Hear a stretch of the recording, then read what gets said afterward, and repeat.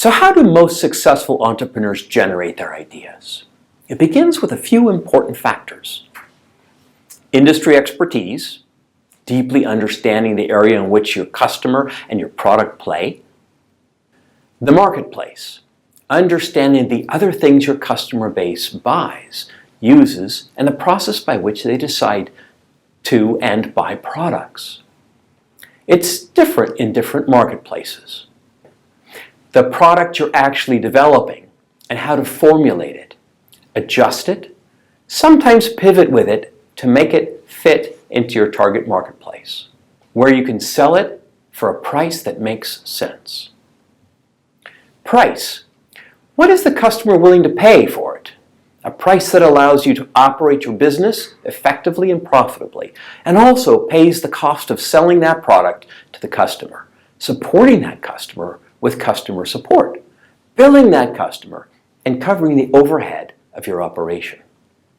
We'll do this by looking at some case studies of some startups and understanding the difference between novelty and usefulness. Our purpose is to shift your lens as an entrepreneur from idea formation to problem identification and products that deliver real solutions. The first thing to consider as you develop your idea is something that Thomas Edison spent a great deal of time with and can teach us all a lesson from. It is said that Thomas Edison experimented at least 1,000 times before he got an incandescent light bulb to work the way he wanted. The interesting motivational quote that we hear is that he didn't fail 1,000 times. He just found 1,000 ways to get closer to finding the right solution.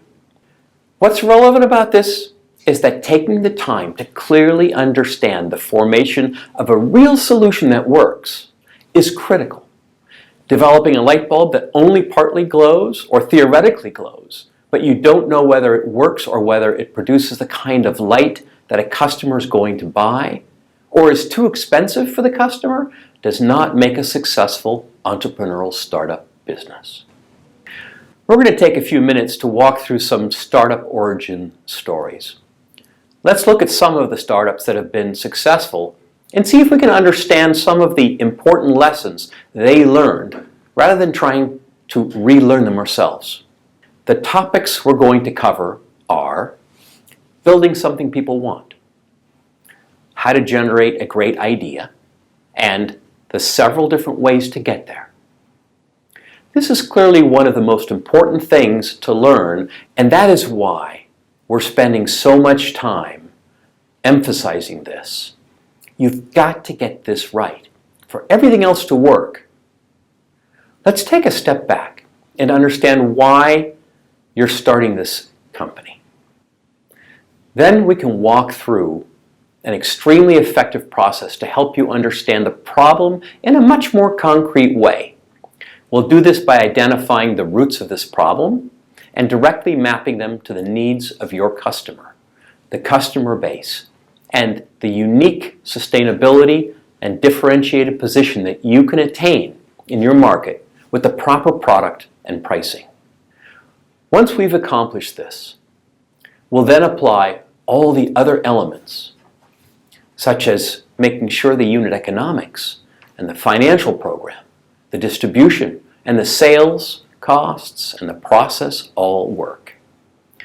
We're going to go through this in some depth about how to think about and think through and evolve the development of your product and company to develop a great idea into a great business. Here are 4 ways to get there. First is something referred to as scratching your own itch. That means finding a problem that you have understood clearly from a personal point of view. You'd love to solve that problem, and you think there are other potential customers who have that same problem and would love to have it solved. They have the same interests. They'd be willing to pay for that product, and that's what you focus on. The second is taking an idea from another marketplace or product environment and translating it to solving a problem that exists in your specific market with your specific customer base. We'll talk more about that in a moment. The third, what we call catching the wave or predicting what's happening as you introduce a product that's following the tech or product wave into the future. The last one is about changing the world. This is about developing products that change the paradigm of your environment or your world.